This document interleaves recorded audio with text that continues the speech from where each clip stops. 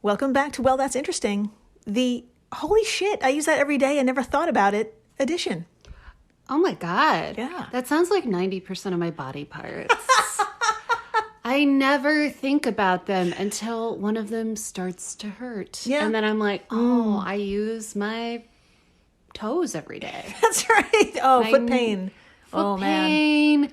Every part of the digestive system. Yep. Mm-hmm. You use it every day. All the when time. a part of it isn't working, you really know. Yeah. Or when things are connected to other things. Everything is connected to everything. It is wild. It is wild. Yeah, I didn't know that thing was connected to that thing. Yeah. And now both hurt. The fuck is that? Yeah. The fuck is crazy. It is wild. Yeah. Today is episode 085, the surprisingly long history of the @ symbol. Oh. Yeah, no body parts. No body parts. Not today. Unfortunately. I'm sure I can connect it back to the butt at some point. It does look like a butt. It does look like part of a butt. It's a cheek adjacent. Cheek adjacent. do you There's think? another part of the butt I'm thinking about. But She's talking about the asshole. I am talking about the asshole. It looks just like an asshole. But it's something I do use every day. I really know nothing about it, though. Yeah. Why is there a circle around it and not other A's? What's going on? What is going on? Why are you so special? There you go. Yeah, I'm Jill Chacha, and I am with the demanding Marissa Riley. That's me, and I demand answers. Could you hear my fist pounding on this poor plastic table? Sure. This $30 plastic table. You mean our expensive equipment? I mean our expensive studio in Soho. It's if this is your first time listening, welcome to the expensive flock. welcome. Welcome to the flock. Dr. Riley here comes in cold and learns everything in real time, just like you. It's true. I had no idea what we were going to talk about today, but now that I do, I need to know more. All right, let's do it, my friends. You've probably used it at least a dozen times today, from emails to handles. The @ symbol is something we just can't quit. No. And probably never will. Probably not. Yeah, at this point, it's so important and woven into functional modern life. We couldn't quit it if we tried. Nope. No, it turns out this @ thingy has been with us for a damn long time, evolving alongside us as technology has changed throughout the centuries. Oh. Yes, I said centuries. Centuries. Yes. I'm one of those people who's young enough to say I don't know what we did with the Yes! @ symbol before the internet and Twitter. Yeah, exactly. What did we do? Oh, but before we get into its history, which is surprisingly fucking deep, Dr. Marissa, did you know that American English is not the only language spoken on Earth? What? That's right. What? Yes.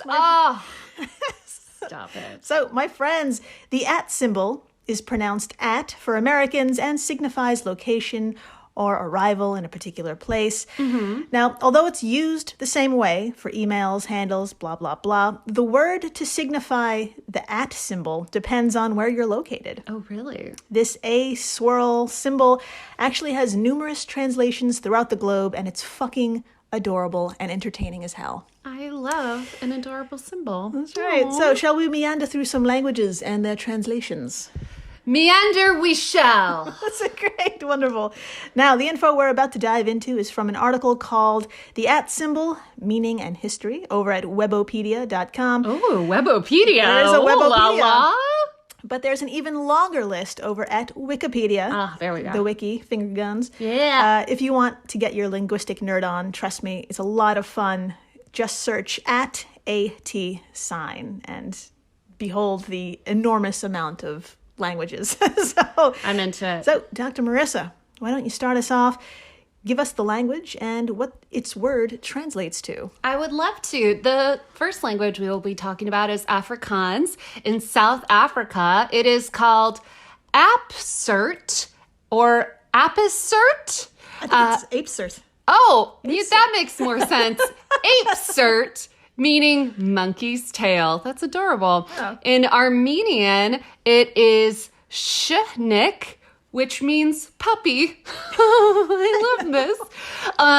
And in Bosnian, it's Ludo or crazy A. I love that. It's so direct. What? This isn't a regular A. This is the crazy one. That's right. So in Czech, the Czech Republic, it's pronounced závanek, meaning roll mop or pickled herring. Weird. So wait, okay, so Yeah. when people are like talking about Twitter in the Czech Republic, are they like, when they're talking about their handle, are they like pickled herring Marissa Riley? Like, is that what they're saying? I guess so, yeah. I mean, maybe some people adopt the English at, so maybe some people do the závanek. I hope they're all saying závanek every time. In Danish, there's a few options. It could be called snabla, meaning elephant's trunk, or grishale, meaning pig's tail. Okay. So cute. using the characteristics of animals is actually pretty common.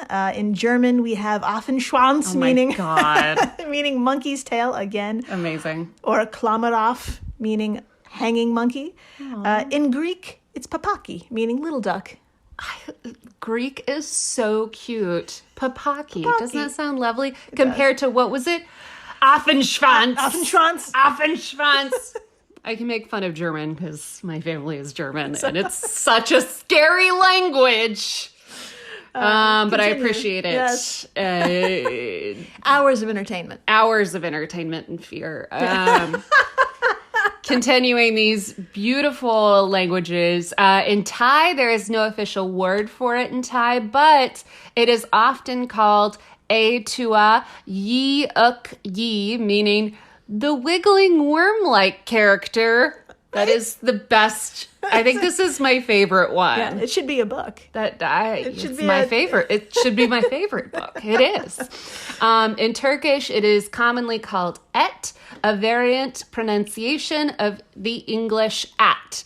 It can also be called kulak, meaning ear. Yeah. I think that is the most accurate of all the things mentioned. That is what it really looks like, and I have never thought of it once. It does look like a little ear. It could be an ear. Could be an asshole.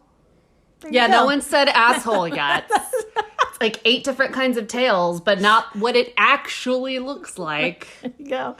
There you have it, folks. Just some international examples, but we're never far away. Remember, you could always reach us via email, wellthatsinterestingpod@gmail.com, or find us on Instagram, Ludo, wellthatsinterestingpod, and Twitter, Schnick, WTI_pod. That is the cutest thing you've ever done. Well done. Well done, Jill.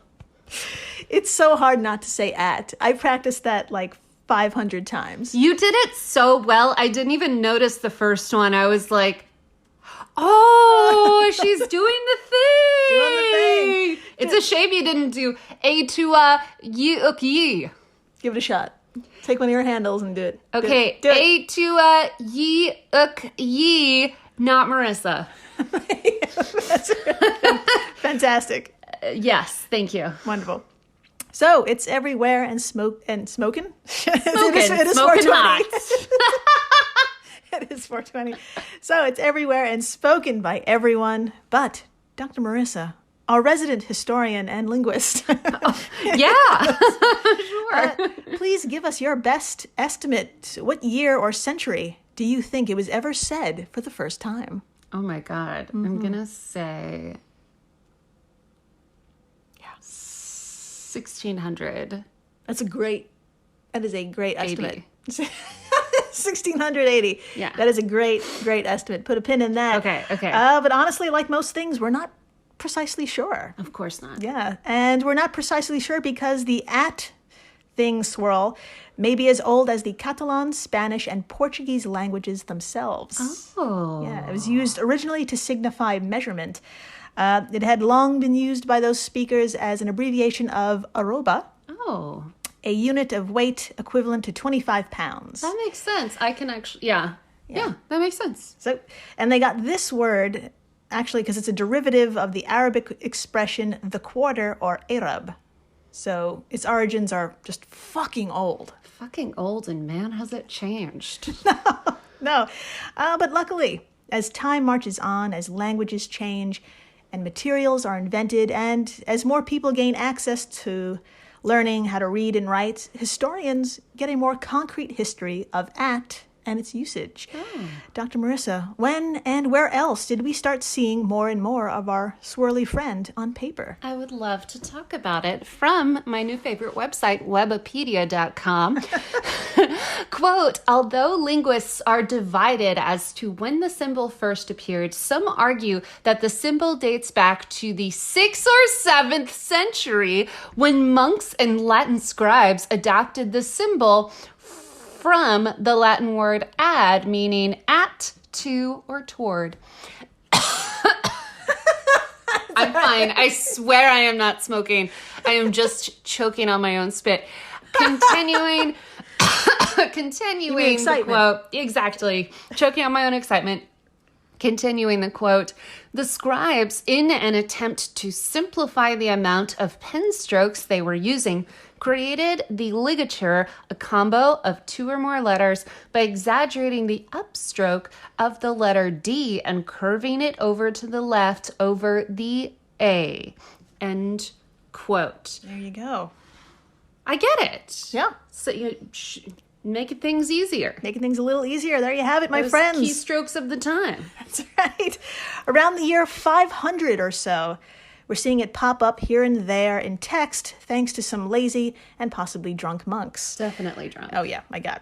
So between its ancient use as weight measurement and appearing in Bibles or whatever, eventually the swirly A would make its way into society at large and evolve. Oh. That's right. Fast forward 1,000 fucking years. For real, 1,000 years. Oh. To May 4th, 1536. Look at that. There you go. Now that's super specific because that's the date of a letter. Oh. Yeah. Just recently, Italian academic Giorgio Stabile, and I can do that because I'm Italian. Nailed it. I can Extra nailed it. I can do the flailing and all that. I love it. So Giorgio found a document sent by merchant Francisco Lapi from Seville to Rome, and it discusses matters that are most important. My friends, it's about the price of wine. I mean, is there anything more important? Talk about something we, as pandemic Americans, think about constantly. That's right. Yeah, it's about the price of wine and buying large fucking quantities of it. So, Yep, I rest my case. That phrase made no sense right there. the The ends. Goodbye. Dr. Marissa, please tell us, how was the at symbol used during this time period? I would love to talk about it. All right. Quote, in 2000, Giorgio Stabile, I don't know if I'm allowed to do that. Sure. Giorgio Stabile, a professor of the history of science at La Sapienza University, discovered some original 16th century documents clearly marked with the at sign to indicate a measure of quantity. The amphora, meaning jar. Mm-hmm. Good times. The amphora was a standard-sized terracotta vessel used to carry wine and grain among merchants. The symbol was used as shorthand for each amphora at a price of. For example, 14 at $100. From, end quote, from webipedia.com. I love it. I love it. I love it. Yeah. This is one of my favorite origin stories. I realize it dates back to the monks and stuff, but this specifically I am obsessed with. Yeah. Just wine. Just wine. Terracotta things of wine. There you go. Amazing. There you have it. At. The at sign came to signify both a specific measurement and a rate. Over time, though, the specific measurement part just fell out of fashion because using at as a rate for just about anything was just so handy when it came to trade and sweet capitalism. Like, let's just use it for everything, not just delicious wine in a jar. Yeah. So by the 1700s, at was straight up used to indicate price per unit. Amazing. It was a popular, useful symbol, just fucking smeared everywhere. So I was pretty close, right? 1600? Yeah, you were. Oh! I fucking nailed it! Well done, doctor. Thank you. So, yeah, like I said, the 1700s, it's everywhere. But then something kind of bizarre happened. What happened? Yeah, after the break. Ah! Sorry. Symbols are only useful and understood if everyone has access to them. Sure. So you'll see what I mean. Stay tuned. Interesting. Please do. We're the All Creatures Podcast. Each week, Angie and I explore and share amazing details about the many animals we share our world with. Plus, Chris and I are both PhD scientists and educators. So we do the deep dives in the scientific research and then come back and share what we learn in a fun and casual way. We also speak with other scientists, animal experts, activists, and many other conservation enthusiasts from all over the planet. So you can find the All Creatures Podcast wherever you get your podcasts.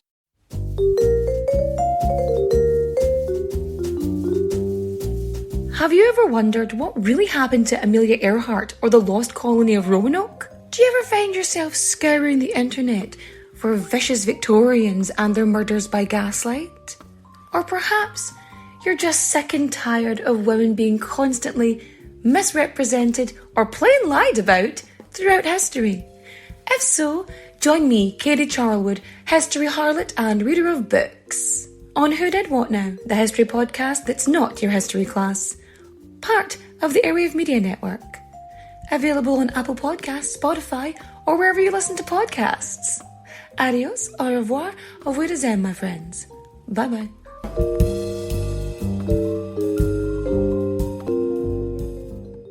I'll be seeing you. Hey everyone, Jill Chacha here from Well, That's Interesting, and I am absolutely thrilled to tell you about Spotify for podcasters. I use it, I love it, and it all started by downloading the free Spotify for Podcasters app, which has all the tools you need in one place to record and edit your masterpiece of a podcast. Spotify for Podcasters also distributes your show to all major platforms, so when you hit publish, your episodes will stream not only on Spotify, but I'm talking about the Apples, the Googles, Stitcher, Good Pods, the other ones. You get the idea. And you can monetize your podcast with no minimum listenership required. You could also set up monthly subscriptions and record ads just like this one. So what are you waiting for? Download Spotify for Podcasters today and start changing the world. Oh, and please, stay interesting. And we're back. We are so back. We are so back. And my friends, when I say, imagine the average keyboard, I bet top fucking dollar, most of us are picturing the same thing. I mean, fuck yeah. I see a fucking QWERTY. There's a QWERTY. There's a QWERTY, everyone. Fucking QWERTY. If you don't see it, keep looking. Yeah. There's a QWERTY. Anyway, the same keys. The same keys in the same place. This, however, was not always the same case. Oh. QWERTY was not always there. Really? Mm-hmm. That's right. Join me, will you, in the wacky 1800s. Oh, I think I know this story. Ah. Can I try to guess what the story Sure, is? yes. Okay. So from what I heard in a typing class I took 5,000 years ago, they made keyboards that were actually really easy to type on. Like, Yes. and that they were so easy that I think women specifically were typing too fast and the machines couldn't keep up. And then they had to jumble up the letters and make it harder to type. Is that what happened? That sounds like an awesome ninja fucking story. Oh, okay. But I can find that story for that another sounds like episode. an awesome story. But yeah, if you look at early keyboards in the 1800s, there's like 9 keys, and they're all like do.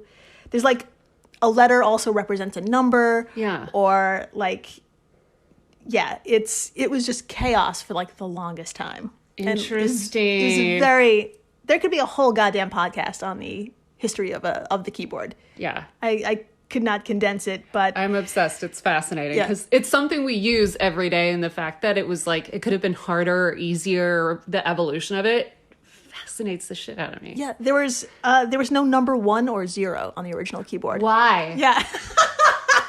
Why? That's a fun fact for you.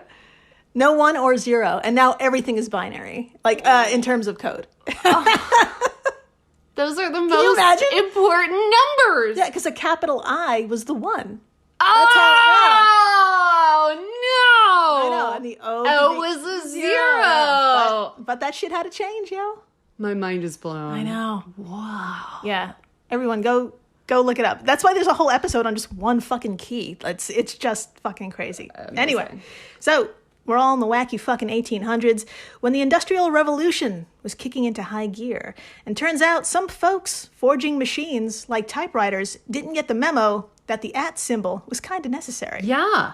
We have to sell wine and other stuff per unit. That's right, goddammit. Mostly wine. Yeah. Dr. Marissa, according to William Allman over at Smithsonian Magazine and Wikipedia, please tell us what the fuck happened in the 1800s. Let's talk about it. All right, quote, "The machine age was not so kind to the @ symbol. The first typewriters built in the mid-1800s did not include the @ symbol. Likewise, @ was not among the symbolic array of the earliest punch card tabulating systems first used in collecting and processing the 1890 U.S. Census, which were precursors to computer programming." Fascinating. Although not included on the keyboard of the earliest commercially successful typewriters, it was on at least one 1889 model and the Underwood number 5 model in 1900 onward. End quote. I'm glad we got our shit together in 1900 with the Underwood. Number 5. Number 5. Number It 5. took 5. 5 models. 5 versions to get there. Yeah, so it was on at least one model and this Underwood number 5. So it was, in some, it was kind of around. Okay. Depending on the model you had. The @ may not even be an option on your keyboard if you had a different type of typewriter.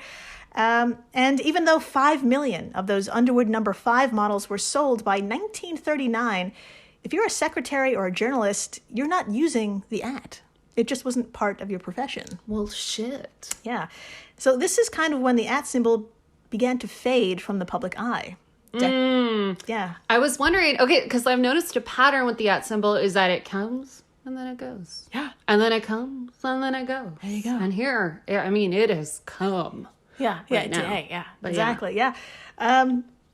But from 1939 on, decade after decade, it was really not a thing until, you guessed it, Dr. Marissa, the next revolution, the digital revolution. Good times. Beginning in the even wackier 1970s. Oh, dear. That's right. Oh, no. Picture it. Okay. It's 1971, Oof. to be exact, and some crazy kids want to send something called an email to each other. Groovy. Yeah. I feel like groovy was more 1969. This is out of sight. Out of sight. Cocaine, man. Cocaine. Email. Okay, anyways. But we've got a little bit of a problem. Okay. So, Dr. Marissa, I thought we could tag team explaining what that problem was exactly and how it was overcome thanks to our now no longer obscure friend, the @ symbol. Let's talk about it. There you go. Okay, actually, I'll start us off. Sounds good. You'll talk about it. That's right. My notes are on the next page. So, from the wonderfully written article called The Accidental History of the @ symbol at Smithsonian Mag, quote, "A computer scientist named Ray Tomlinson was facing a vexing problem. How to connect people who programmed computers with one another." Oh, that's a good problem. That's right. At the time, each programmer was typically connected to a particular mainframe machine via a phone connection and a teletype machine, basically a keyboard with a built-in printer. Put a pin in that. Okay, we'll do. Also, this is the time when computers took up a room, Oh, right? yeah, we'll get to that. Oh, yeah. Think about it, kids. Yeah. So these computers weren't connected to one another.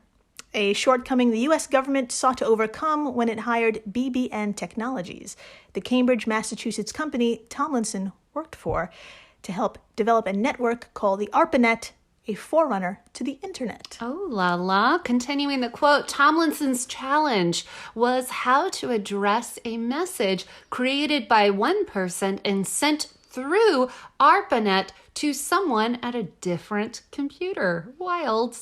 The address needed to be an individual's name, he reasoned, as well as the name of the computer. Very organized.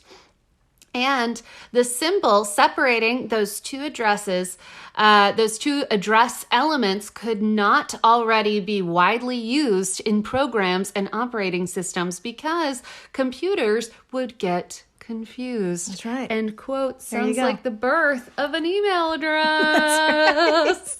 That's right, my friends. Picture it. You're standing there in front of your teletype model 33ASR. You know the one. Oh, yeah.